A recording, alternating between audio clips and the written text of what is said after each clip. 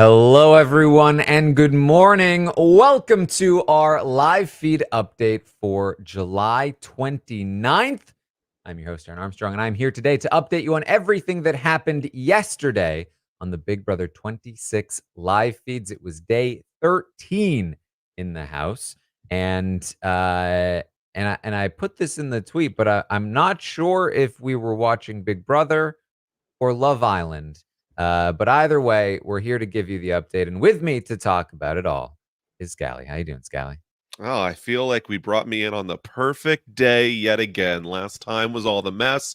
This time's all the Love Island shenanigans. I am so excited to be talking about the goings on of Big Brother 26. Yeah, very strange day on the live feeds. I feel like this isn't normally sort of like the vibe of Big Brother, but it really did feel more reality show than strategy. Which Mhm. like even like even with the Angela stuff last like that still felt like Big Brother. This genuinely to me did not feel a lot like Big Brother yesterday.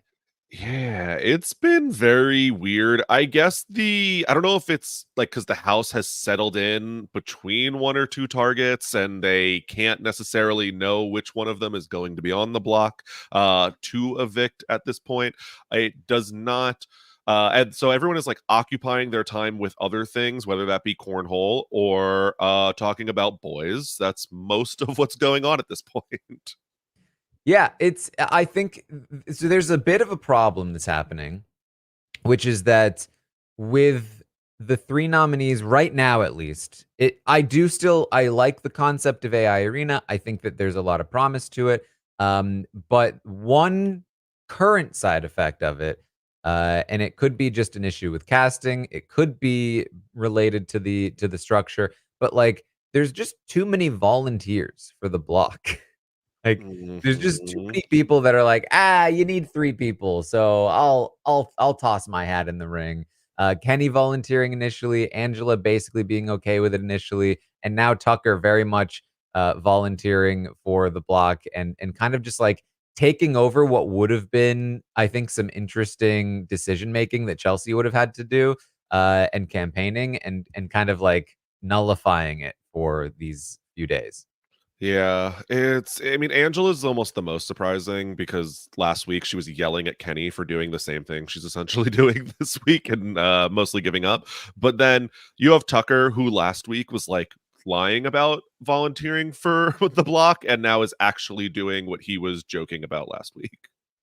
Yeah, I mean, I feel like Tucker is a figure. I think still has a lot of fans, but I'm a little annoyed with him for just destroying the strategy this week because I really do think that Chelsea having to figure out a replacement would have been very interesting to watch. But everything really seems to have settled on like, oh well, if Tucker's volunteering, we'll just do Tucker, and that's fine. Yep. Yeah, and we even had like Cam earlier in the week talking about how he was okay with it. I need people to feel insecure on the block. I think that it is the like consensus targets, but also the like multiple opportunities to save themselves that people are feeling a little too comfy for my Mhm. liking. Yeah. So that's I guess to set up where we're at here for the day. There is still some strategy going on. There are still some strategic maneuvers happening in the game. But much more subtle. And this is again the thing too. We talked about how there's less long-term planning happening because of AI Arena because it's like we don't know yet what's going to happen. We can try and decide between Angela and Lisa, but even if we do come to a conclusion, we don't know if one of them is going to win the AI Arena comp, and therefore we don't know exactly how we want to move forward in the game. Um, and so, on one hand, I think that's good because I think it makes each week have more potential for like a dynamic strategy, movement, so on and so forth. On the other hand, when the week is pretty much locked in, now there's not even much to like be strategizing forward for. And so again, we're kind of locked in this weird spot. But either way, it's not like the feeds were, I think, awful. I think we were still getting some stuff. It was just a lot of weird stuff. Yeah. I will watch a lot of reality shows for the strategy, and I will also watch others for the characters. And so when the strategy is absent, at least I can default to the characters on this cast. I think that of which there are many. Yeah. So we did start seeing more Angela on the feeds yesterday, but it was a bit of like a monkey paw situation because any Angela we did see was just very boring. Yeah. They hid Angela for an entire day, and then they would cut away from everyone else talking to just have Angela like sipping a coffee in the corner, like, like, okay, can we maybe switch the cams, please? Yeah. Yeah. Or she'll have like a conversation, but it's like a very like subdued conversation. Like I don't know if it's because she's been scolded by the other players in the house that she needs to chill out, or if she's been scolded by production and been told she needs to chill out, or if she's just chilling out because that nobody likes her anymore. I don't know what is going on, but she is very subdued. And very few people are even really talking to her at this point. And so, even though she is now on the feeds, she might as well not be. Yeah. I mean, she's talking to like Kenny and being like, "Oh, if only I could have played a different game." It's like, Angela, you're still there. Like, I get it, but I don't know. Maybe we'll pick up the pieces at some point, hopefully. Mhm. So, we'd mentioned it that yesterday, and let me pull up the graphic here. But we mentioned that yesterday after Kenny had won the veto. Not only has Tucker volunteered to go up on the block to replace Kenny for the HOH Chelsea, but the target had shifted from Lisa, who is on the block, to Angela, who is on the block, because of her confrontation with Quinn. However, over the course here on day 13, the target shifts back, basically, for the most part. It's still a little bit up in the air um, because Lisa's being Lisa, basically, and Angela is more subdued, and therefore people are coming back around to the original idea, which is maybe we just target Lisa because Lisa is theoretically a better competitor. They feel like Angela got lucky with her comp win, whereas Lisa actually like did something to get her comp win. Um, B, they still think Lisa has a power that they would love to flush. If it isn't something that allowed her to save herself or allows her to save herself at the veto ceremony, then maybe it is a double vote. Maybe it is something else that she just hasn't had the opportunity to use yet. And so taking her out removes that power. And C, she's Lisa, which is Yep. kind of another part of it. Yeah, there are very few people in this house that still see value in getting rid of Angela at this point. And it's mostly people who have been in direct conflict with her or have the potential to be, or really like were her closest allies and now are worried that she has dirt on them. So it's mostly people starting to float out the idea of like, well, what if we did shift it back to Lisa because she does seem like a more competitive player in the long run. Yes, that is just the general vibe, and most of the reluctance to do this is, as you said, the idea that like, well, if we get out Angela, we can put the collective back together and make an actual big alliance. Uh, Joseph really likes that idea. Quinn is still kind of throwing out that idea. Of course, Quinn is the one who got into the confrontation with Angela. It behooves Quinn to get Angela out of the game because Angela knows about Quinn's power and we know now that like Quinn is very worried about the power knowledge coming out. And so like he would really love to just like keep that a secret forever.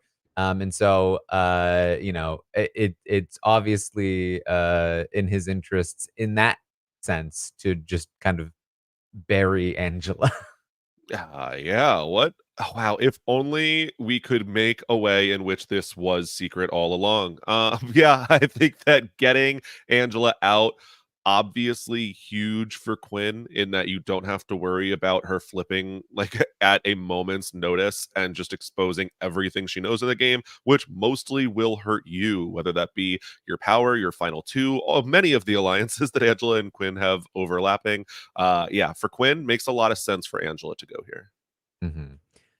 So it's not locked in right now. There is a lot of push toward Lisa. I would say Lisa is more the consensus now throughout the day than Angela is. But again, it might depend on who wins the AI arena competition. And there's still plenty of time before Thursday for this vote to go back and forth. There's no like super locked in thing. And there's also no big alliance for them to be super locked in with. Like it really is just a bunch of groups. So it's like, at some point, if they want to push an agenda with the vote, they have to start like gathering up the votes. Unless they're really just gonna like let it fly because it doesn't really matter one way or another. And they might because again, the AI arena competition means that if they do a bunch of work to make sure, okay, it's gonna be Angela over Lisa, and then Angela wins the AI arena comp anyway.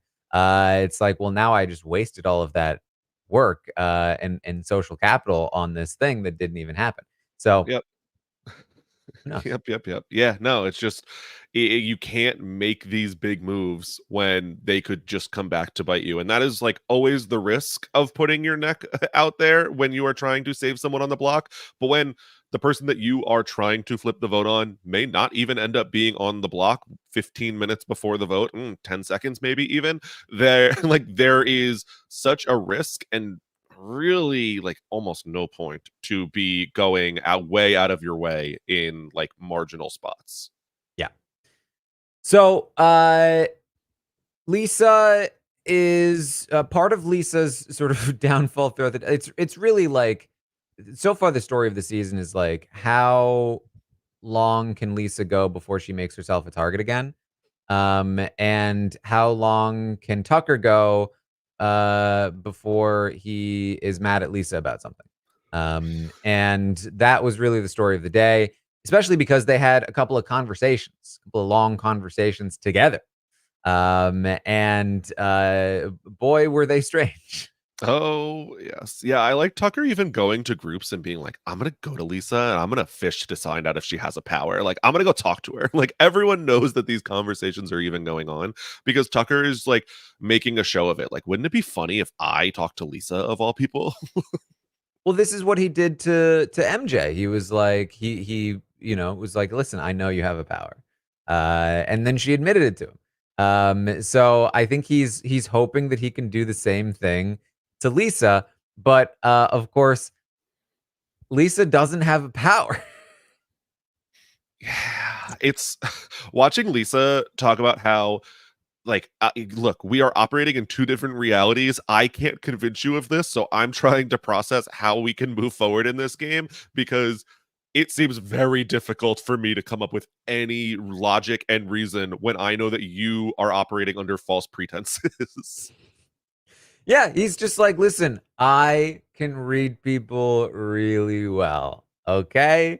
And I can tell you're lying to me. I know you have a power, Lisa. And she's like, I don't. He's like, listen, I took psychology classes.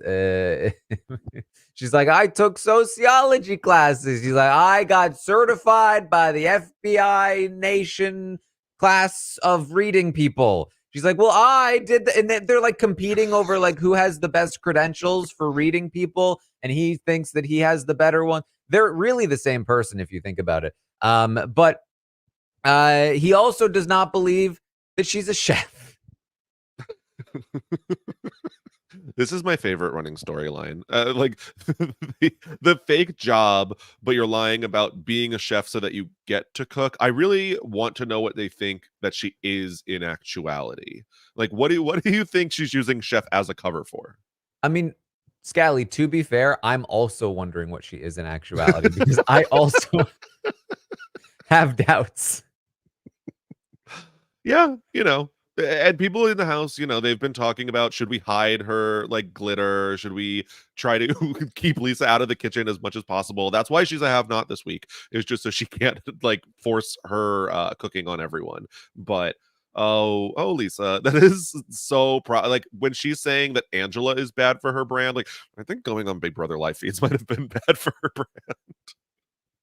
Yeah.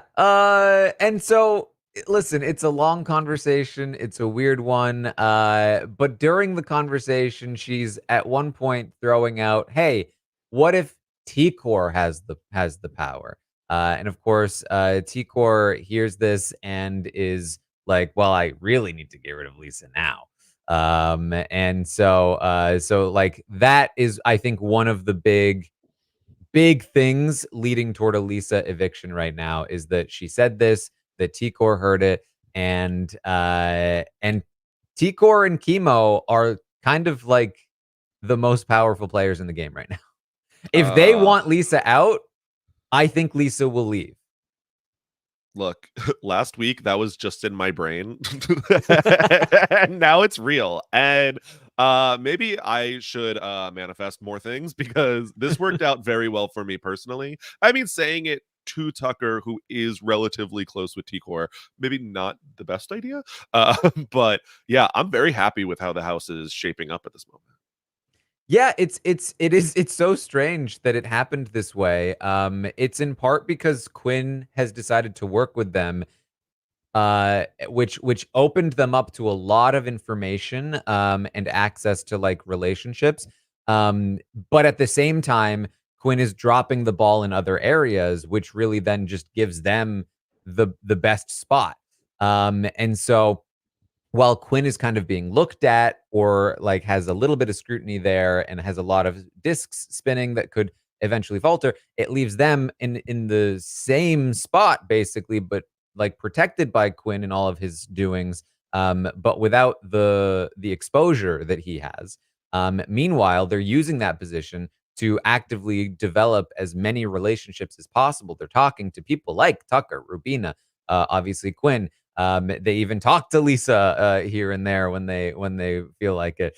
And then there's like a women's thing happening, and so and Brooklyn, of course. And so like there's a lot of different pieces around the board that they are just like locked into.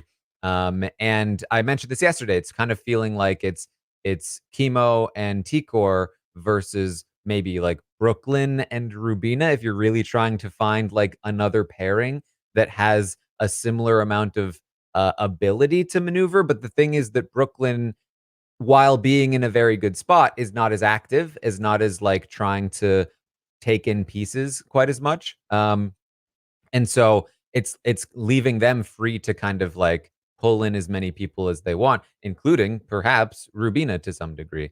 So I would really look to them right now for how this vote is going to go. And right now, I think they are on Lisa, and therefore I would say it's probably going to be Lisa at the moment. Yeah, I was gonna say, especially with Rubina and T-Core having a pretty good relationship, I think that only further consolidates the power, and they're not proving to be like Quinn's puppets necessarily in a way that I think would benefit him greatly. He's coming over and saying like, "Oh, well, now that Tucker's on the block, like, is there any world in which we should consider voting him out? No, we should not do that." Like, they have no interest. They're very steadfast in like who they feel they have good relationships with in a way that I think is going to be pretty good for their game. I think being open is good, but also maybe don't leave yourself open to manipulation at the same time. So in the meantime, let's get to the Love Island section of the day because this was wild to me. Leah in general has been a fairly wild player to watch on the feeds. But man, let me just quickly recap where we've been at with Leah because she was locked in with Matt and MJ. Um, and then basically as soon as Matt left, it became a race to like who can pick up Leah strategically. But that strategic race quickly ended, and it instead became a race of who's going to pick up Leah romantically. And who is Leah going to want to be with romantically? So Quinn got in there early, but she kind of like so strategically he locked in with her, but then she shut him down romantically. Then there was a lot of concern about her and Cam, and her and Cam have been flirting a lot very publicly. It's gotten Cam into a ton of trouble. In fact, it has seemingly caused Quinn to want to target Cam. Um, and so it's been like, okay, this is the new thing. It's Leah and Cam, except yesterday on the feeds, Leah says, "Hey, I've got like a huge crush on Tucker."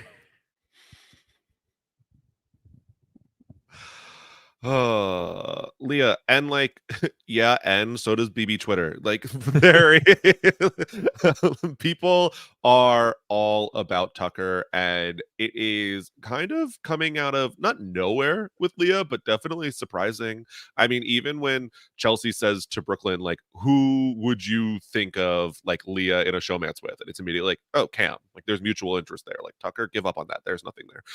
So I think that it is a little surprising, and I don't know that Tucker feels the same way necessarily. So this is the thing. Rubina has had a little bit of a flirtatious relationship with Tucker. They have a connection, they do some flirting. And Rubina, a couple of days ago, I believe, did make a comment about like, hey, I think that like Leah is trying to like butt in on my relationship with Tucker, something along those lines. And we also know that according to T-Core, Tucker was all over T-Core in the first couple of days. That he was like flirting with T-Core hard, and then kind of perhaps moved on to Rubina after T-Core was like, nah, I've got a person at home. He also, I believe, has mentioned in the past that like he's not that into Leah. So it's very confusing, especially when like I personally have seen, like, in terms of who has Leah flirted with, who has been in flirtatious conversations with Leah, like, her and Tucker just came out of left field for me. I know Rubina mentioned it, but I was like, I don't know that I see it in the way that Rubina does. But apparently Rubina was on top of this. Because Tucker, she's like talking about like genuinely like Tucker is her middle school crush. Like it's very like, it's like, where's it? How do you feel so strongly about this man that you have barely spoken to? Yeah, that's the thing is people are saying Tucker's in a love triangle that he knows nothing about. Tucker is in bed saying like no one is sleeping in my bed but me. Like not a single person. He said in that little video, no thank you to a showmance. I do not have interest. And I think that he is a very friendly, very flirty person, and that's kind of been stretched out all over the house. I think that the chances of Leah and Tucker becoming a thing pretty slim in my mind.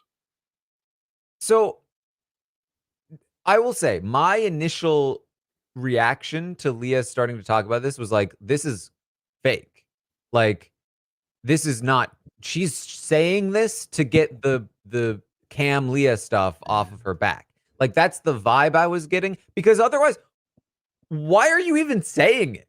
Like, because she doesn't have a relationship with Tucker, it's very weird to just all of a sudden be like, hey, everyone I'm talking to, can you give me advice on my crush on Tucker? And they're like, but you're with Cam. She's like, no, I actually don't like Cam like that. I really like Tucker, a guy I don't interact with.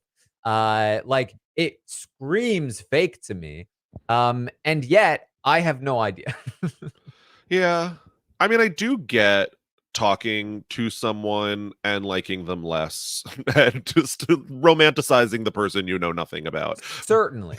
But why But why then go to like, hey, I'm going to Chelsea, I'm going to Rubina, oh yeah. I'm going to every single and having the same conversation with all of them about Tucker. Like, what are they gonna do? I don't know. I don't know. Yeah. I mean, she even talks to Rubina and is like, just feeling it out. Like, would I be stepping on any toes? Rubina's like, no, no, of course not. You'd be fine. Meanwhile, Rubina is talking to T-Core in the hammock at one point, and she's like, I feel like I just get lost in the shuffle. Like, everyone talks over me. I don't get to share anything about my life. And I was like, oh, Rubina, please. So yeah, I think it's tough because I don't think Leah realizes that they're could be any interest on Rubina's side because Rubina's not really saying it. But I mean, I really don't know that either is happening anyway. Here's what it reminds me of. It reminds me of Operation Scotty is my best friend. Back in Big Brother 20, when Tyler just decided, I'm just gonna tell everyone that Scotty is my best friend, even though we're not that close. And that'll be a great way to take heat off of my real relationships and also make Scotty feel like I really like him. And it worked really well. But I don't actually think that's what she's doing, but it's the vibes that it definitely gave me. If I were in that house, I would be very skeptical. But it seems like this might actually be real. I don't know. Listen, I am not in the mind of Leah. I swear to God, we need all four cameras close up on Tucker when he finds out because the face that he's going to give, like, I need it memed a million times. HD, please. Okay. So I just can't wait for like Quinn and Cam to find out about this. Oh my And God. Tucker. And that's the thing is that I'm really interested to see how Quinn and Leah are moving forward because Quinn has said, like, I really want you here in this game. I will put my neck on the line for you. Like, I will spend that social capital. I don't know that he should be. I think that that's probably a mistake. Leah is really, you know, pushing herself towards the bottom of the house in a way that I think is almost unstoppable. Yeah. Yeah.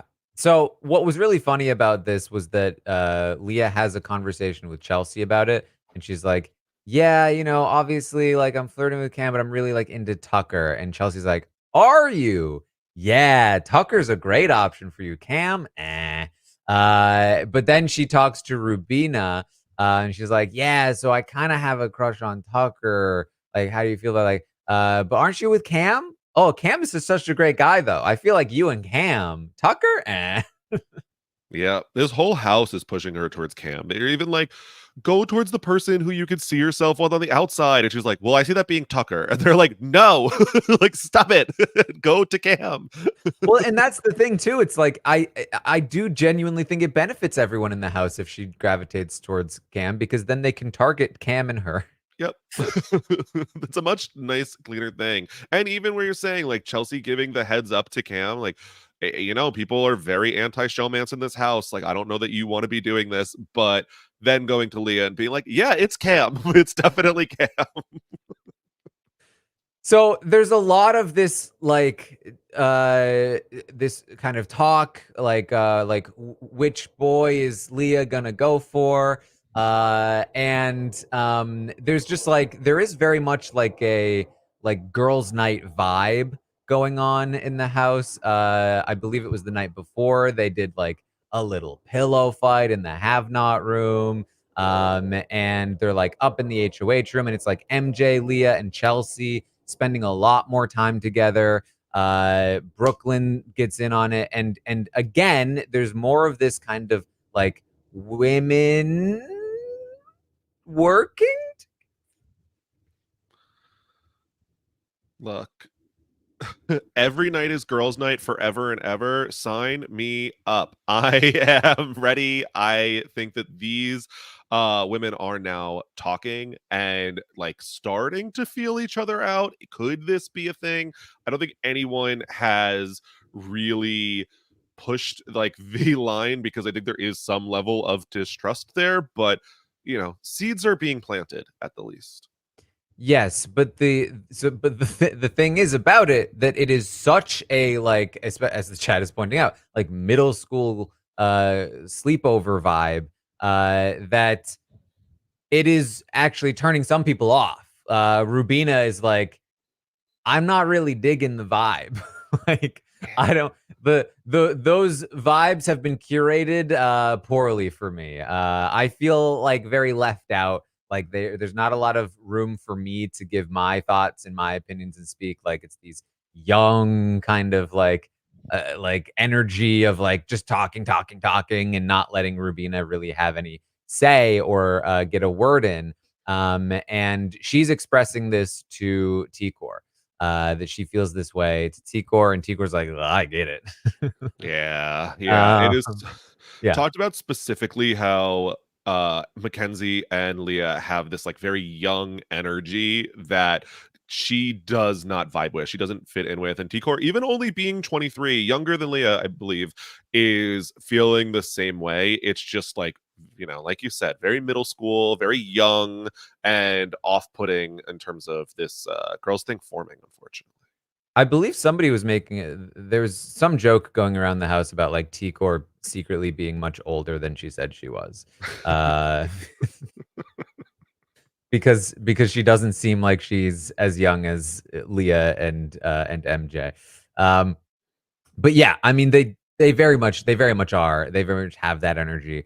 And so, it does, I think, push Rubina. And I think that's why Rubina really likes Brooklyn. Brooklyn's able to sort of seemingly weather that storm a bit better when she's in the midst of it. But it is pushing Rubina over more toward Tikor and Chemo, which is exactly where they want Rubina to be because they'd love to pull Rubina in. So something to keep an eye on there. I really expected Chelsea to build some kind of structure to lock something in that is not really happening. Instead, what seems to be happening is that she's just gravitating more and more toward MJ and Leah, even though she's also still, I think, not sure how she feels about Leah. And it's starting to just, I think she's starting to be associated with them more and more. And meanwhile, the rest of the house is kind of doing a lot of the solidifying. And I wouldn't say solidifying, but like gathering together that like lava lamp glooping up kind of thing that we've talked about. So uh interesting to note. Interesting to note. Yeah.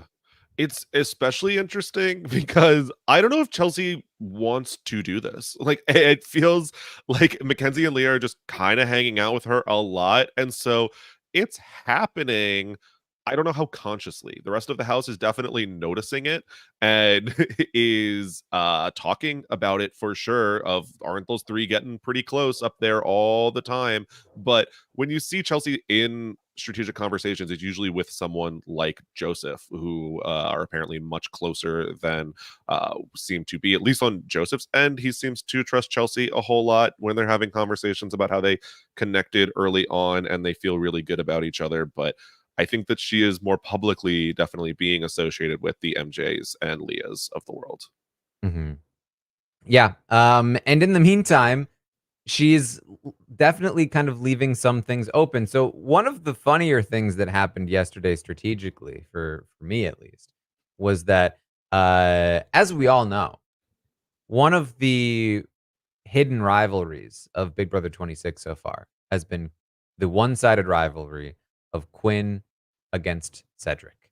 Like he's just never had a great vibe from Cedric. He is concerned about Cedric's knowledge of the game. He thinks that Cedric is smarter than he lets on, that he's more knowledgeable about the game than he lets on.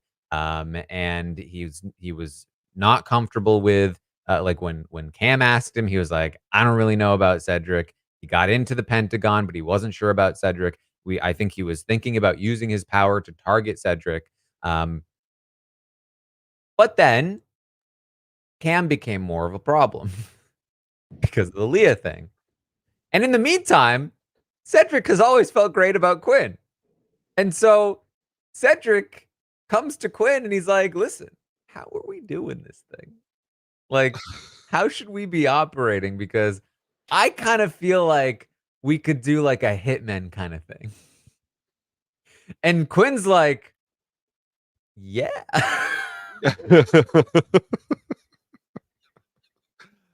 Yeah, I don't know what kind of legs I'm giving this. I do think that these are two pretty talented players that could do a lot That's what if they Cedric said. He said, "I think we have the talent." I think that they, if they so chose, could pursue this. I am wondering if Quinn will put a lot of stock in this just based on how he's talked about Cedric in the past. I do think that he will use it for now and definitely go along with it. But I'm very curious to see if Quinn starts viewing Cedric as an available road for him to go down for the future. Yeah, I mean, it was literally yesterday. Quinn was explaining that to, I think, to Tikor and Chemo about like he was like, I think I was really sure that Cedric was testing me the other day about the whole pawn situation. And now here he is, Cedric approaching him with a Hitman-esque final two proposition. And I'm wondering, does he think this is a test again? Like, does he finally think it's real? I'm very curious to see. But of course, this is Quinn, right?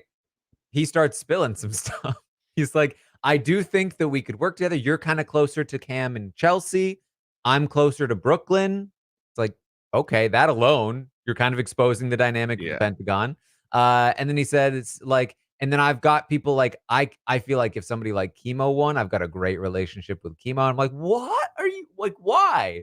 Like, if you genuinely want to make something work with him, sure, but like you're also genuinely trying to make something work with Leah. You're also genuinely trying to make something work with Chemo and T-Core. And it's like, at what point do you stop spilling your business everywhere, Quinn?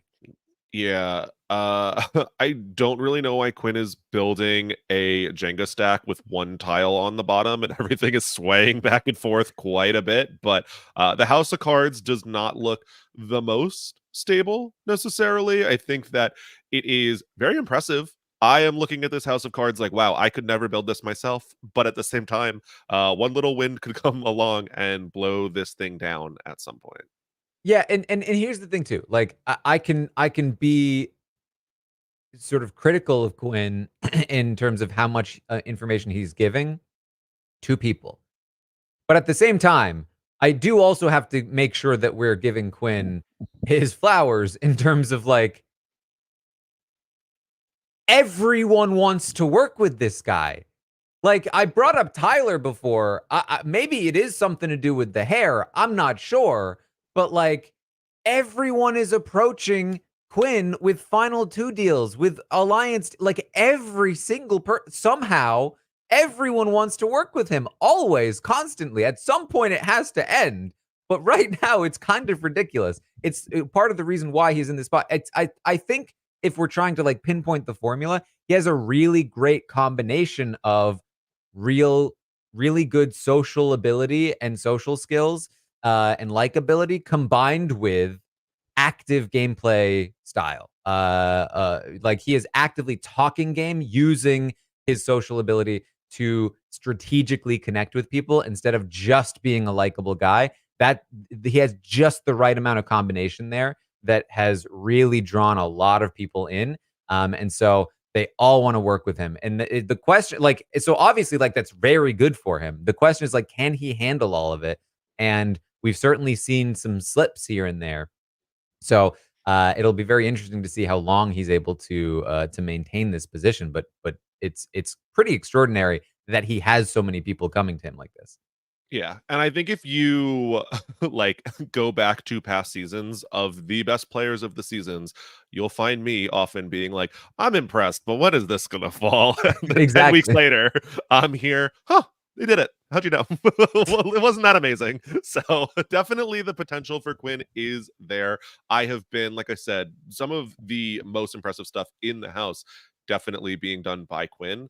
I just always am a little cautious and nervous to see something that could be shaken. Yeah. Yeah.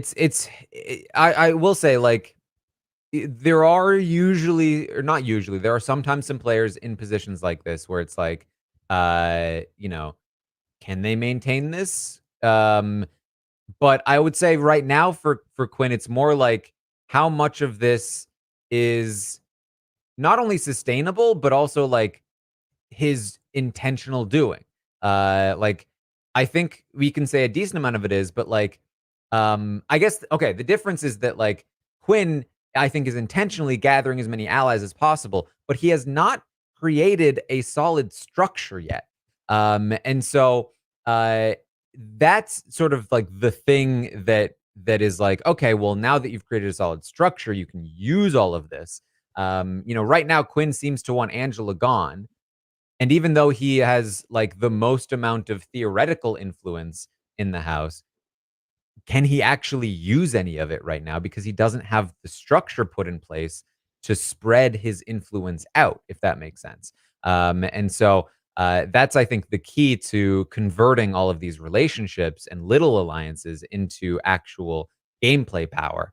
And that's, I think, the next step for him right now. So he's not quite in that spot yet. Yeah. And he's, again, still in a very tenuous position where he's sort of letting a lot of things out, and that could prevent him from getting to that spot. So weird, Yeah. interesting stuff. I'm wondering if Quinn is kind of, because I think this is something I could see myself doing. So I'm wondering, is Quinn waiting on like that structure to form? Like, okay, maybe there's a couple different structures, and how can I use this? How can I work these structures to the best of my ability rather than building them to his own like advantage? He is thinking more so I don't want to put myself out in front in case it doesn't work. So let me see what forms and then figure out how to work that. But it does not seem like anything is forming is the problem. Yeah. Okay. Anything else, Scally, that we should be talking about here? No, I think this was good. I think we could touched on a lot of things that I am going to be keeping my eye on all week, but mostly I'm just excited to see if something solidifies a little greater. Does Angela wake back up? I'm excited to see how the rest of the week plays out.